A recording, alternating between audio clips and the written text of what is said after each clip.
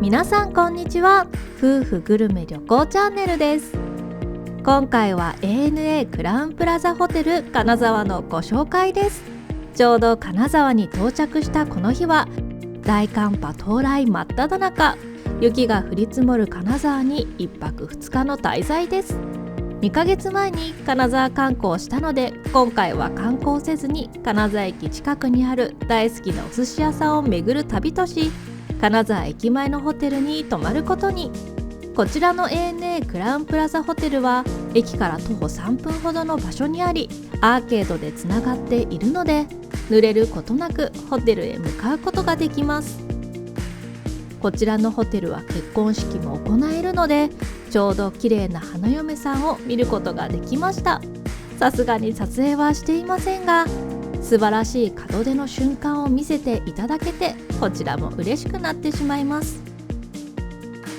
ロビーの上からも撮影していますが、なかなか華やかな作りをされていますよね。それでは早速お部屋のご紹介です。今回はホテルの中で過ごす時間が長いので快適に過ごせそうでしょうか。今回のお部屋はこちら。スタンダードタイプのお部屋の2部屋分くらいでしょうか。ゆったり過ごせそうな広さですよね。お部屋の中へ入っていくとこんな感じです。確かにこれは広いですよね。ベッドやソファー、テーブル、デスクなどの家具があっても十分な空きスペースがあります。そして窓からの眺めはどうでしょうか。雪景色です。分厚い雲の隙間から太陽の光が見え隠れしています。この後すぐに雪がまた降り始めたので、雪が降っていない金沢の様子を見れたのは本当に数えるだけでした。貴重な瞬間だったのかもしれません。さてお部屋紹介に戻ると、窓側からお部屋を見るとこんな感じ。やっぱり広いですね。お部屋の奥から見るとこんな感じ。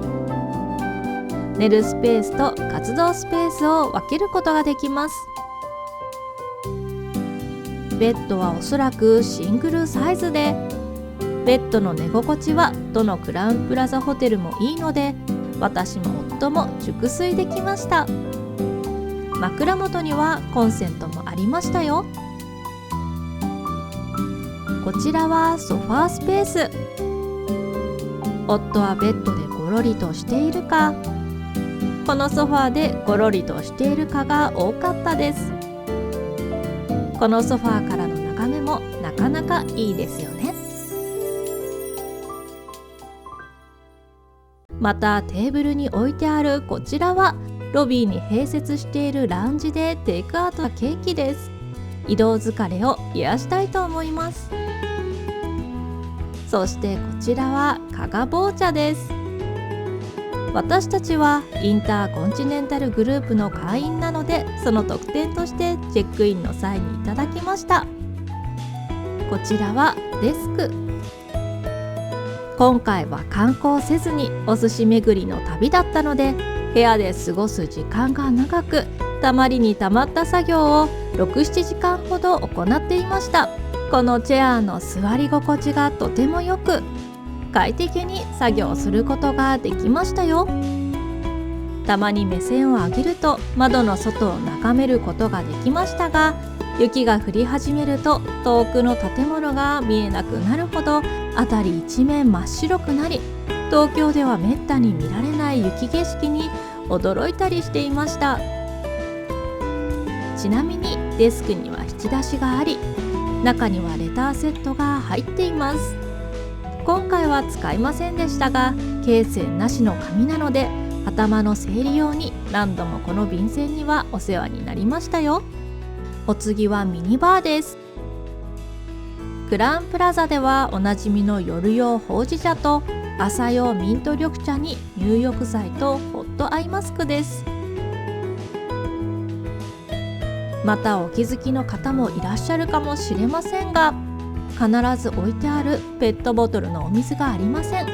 その代わりガラスのピッチャーが置いてあります。環境に配慮してウォーターサーバーから汲みに行くスタイルになったそう。それがこちら、エレベーターホールにあるので何度か給水しに行きました。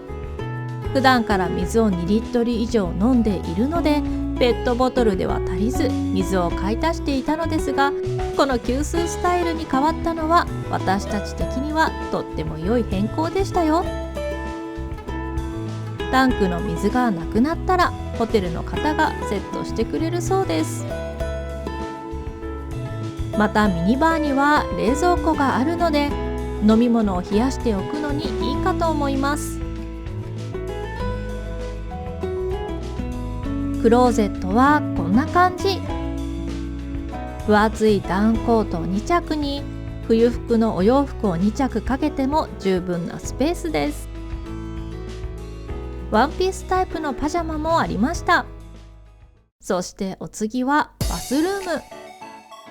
ベッドがあり入り口が少し狭くはなっていますが、お風呂場、トイレ、洗面スペースは独立しています。洗面台は少し狭めではありますが、交互に身支度を行えば特に問題ありません。アメニティ類は歯ブラシが置いてあり、その他は環境配慮による取り組みのため、必要なものはチェックイン時にフロントでもらいます。基礎化粧品類はないので持参が必要です。私たちはフロントでコットンと綿棒のセットをもらいました。またハンドウォッシュとボディクリームもあります。クラウンプラザおなじみのアンティポディーズのものでボタニカルな香りです。お風呂場はこんな感じ。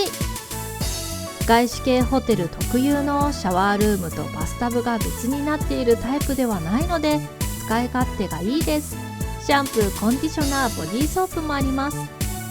髪質によるかと思いますが、髪が柔らかくなるので私はここのシャンプー類は気に入っています。また窓があるので開けておくと開放的です。この動画を撮っていると雪が降り始めました。この雪は降っては止んでを繰り返し、次の日の朝を迎えるとさらに辺り一面雪景色になっていました。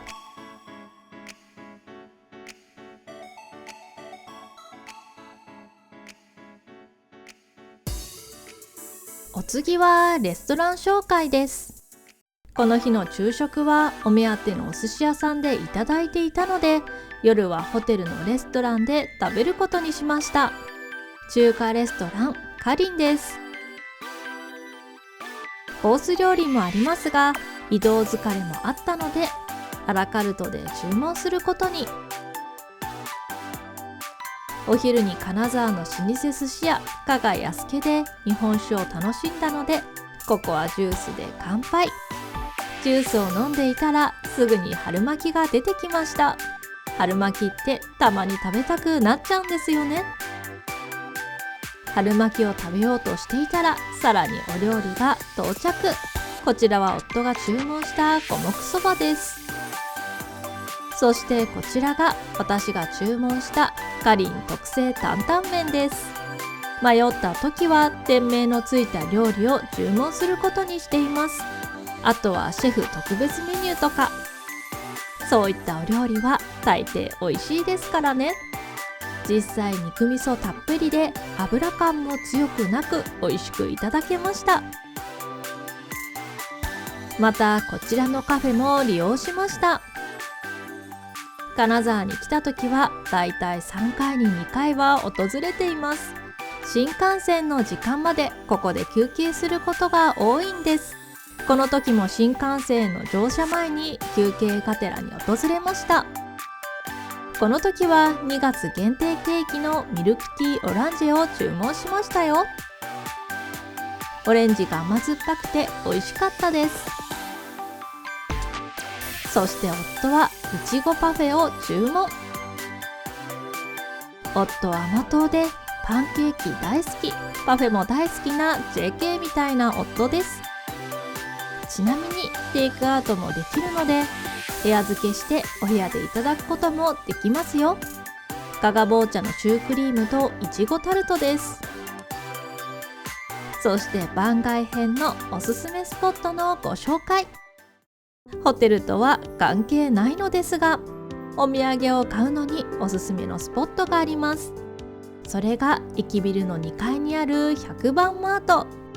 こちらのスーパーは金沢名物のお野菜や調味料など地の食材を豊富に取り扱っているんです。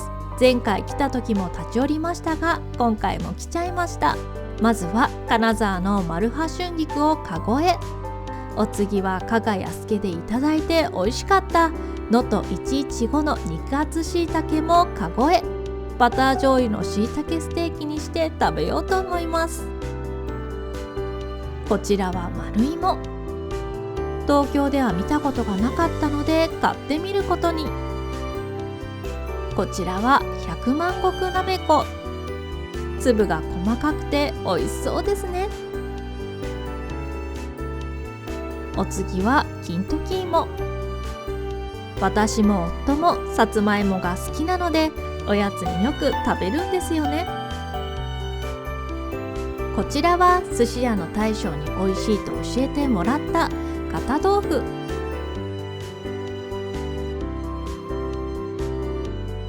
こちらは金沢とは関係がありませんが、名古屋のソウルフードスガキ屋の生麺なるものがあったので思わずカゴの中へ。お次は納豆コーナーへ。私は大の納豆好きなので、その土地で売られている納豆を見かけたら試さずにはいられません。魚売り場には干しホタルイカがありました。これは日本酒用に買って帰ることに。こちらも金沢とは関係がありませんが、子供の頃に食卓に置かれていたふりかけだったので懐かしくて思わずカゴの中へ。JA 金沢のコーナーには丸芋を使ったお蕎麦が2種類もあったので買ってみることに。食べ比べしても良さそうです。旅行先でスーパーに行くと初めて見る食材や珍しい食材に出会うことが多いので楽しいんですよね。また多くのスーパーには保冷バッグが売られているので冷蔵品を入れて持ち帰ることもできます。こちらのスーパーでは保冷バッグを買い、2つまでなら氷袋をもらえるので利用しましたよ。金沢は美味しい食材がたくさんあるので、行かれた際はぜひスーパーにも立ち寄ってみてくださいね。こんな感じで金沢駅前でのんびり滞在してきました。今後も様々なグルメや旅行をご紹介していきますので、ぜひチャンネル登録とグッドボタンよろしくお願いします。それではまた次の動画でお会いしましょう。ご視聴ありがとうございました。